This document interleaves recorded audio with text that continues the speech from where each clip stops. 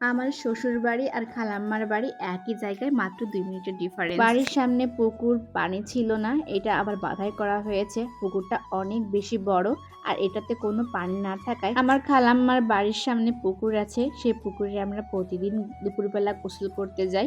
আসসালামু আলাইকুম, সবাই কেমন আছেন? এই তো আমার খালাম্মার বাড়ির সীমানায় চলে আসলাম। এই সীমানাটা অনেক বেশি বড়, আর এত বড় ঘুরে ফিরে শেষ করা যায় না। চারিপাশে শুধু আম গাছ আর লেবু গাছ। আমার খালা বাড়িতে অনেক ছোটকালে আমরা অনেক বেশি মজা করতাম। আমার ভাইরা, আমার বোনেরা অনেক ছোট ছোট ছিল। শৈশবের মুহূর্তটা কখনোই আর ফিরে পাওয়া সম্ভব না।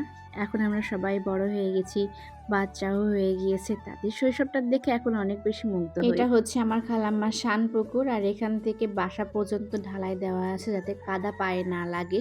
আর এই পুকুরে অনেক গোসল করেছি, অনেক ছোট যখন ছিলাম, আমার বোন এবং আমি। এদিকে আমার ছোট ননদ এবং রাইফা, রিন, তাহাইরা আগে আগে চলে আসছিল, আর আমি চারিদিকে ভিডিও করছিলাম আর ওদের সাথে যাচ্ছিলাম। চারিদিকে অনেক বেশি গাছপালা, আগের থেকে যেন এখন একটু বেশি সবুজ সবুজ দেখা যাচ্ছে। গাছ আগে অনেক ছোট ছোট ছিল। এখানে আসতাম ভাইয়ার সাথে, আর নিয়ে যেত আমার নানার বাড়িতে। নানার কথা অনেক বেশি মনে পড়ে। নানা আমাকে ভীষণ ভালোবাসতো। 5 বছর যেহেতু শ্বশুর বাড়ি যায় নাই, অনেক কিছু পরিবর্তন হয়েছে। খালা বাড়িটাও অনেক বেশি পরিবর্তন হয়ে গিয়েছে। এটার নাম কি আমি জানি না, এটা ঘেরে আটল দেয়, এর ভিতরে মাছ অনেক পাওয়া যায়। বাড়ির ভেতর অনেক বেশি গাছপালা ছিল, এখন অনেকটা কমে গিয়েছে, এখন সেগুলো আর নাই। আমার খালাম্মা অফিসে গিয়েছিল, বাসায় ছিল না। খালাতো বোন এবং তার ছেলেটা বাড়িতেই ছিল। আমরা গল্প করছিলাম, আর রাইফাকে প্রশ্ন করছিল, কি যেন একটা বলছিল আর কি।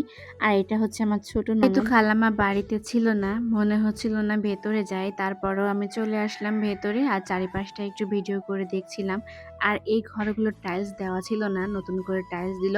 আর এই যে মসজিদ, জানলার পাশে এত ভালো লাগে যে ঘরের পাশে যে মসজিদ থাকায় আজান দিলে সঙ্গে সঙ্গে কানে যায়, তারপরে নামাজ পড়তে। আসলে কি বলবো, বাসার পাশে মসজিদ থাকলে অনেক বেশি ভালো লাগে। উপরে চলে গেলাম, যেহেতু এই ঘরে ভাবি ছিল, ভাবি নাই, ভাবি শহরে চলে গেছে ভাইয়ের সাথে, ভাই চাকরি করে।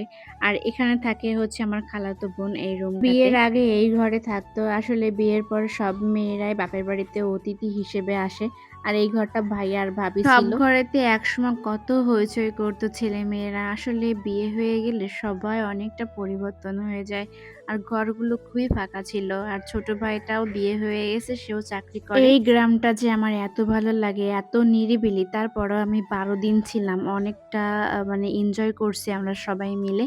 আর দেখলাম যে এখানে আশফল লাগাইছে আমার খালাম্মা, অনেকগুলো আশফল হয়েছে। আমি এবার উপর থেকে নিচে চলে আসলাম রান্নাঘর দেখার জন্য। রান্নাঘরটা ঘরের সাথেই ছিল, লাকড়ি দিয়ে রান্না করে, তাও আবার ঘরের মধ্যে। অনেক ভালো লাগলো দেখে। সাধারণত গ্রামে রান্নাঘর বাইরেই হয়ে থাকে। করে দেখি আমার খালাম্মা চলে এসেছে, আমাকে দেখাচ্ছিল শাড়িগুলা কেমন হয়েছে। আমার শাড়িগুলো তো বেশ অনেক পছন্দ হয়েছে দেখে, বেনারসি শাড়ি মনে হচ্ছিল, আর অনেক সুন্দর কালার। আজ এই পর্যন্ত, সবাই ভালো থাকবেন, আল্লাহ হাফেজ।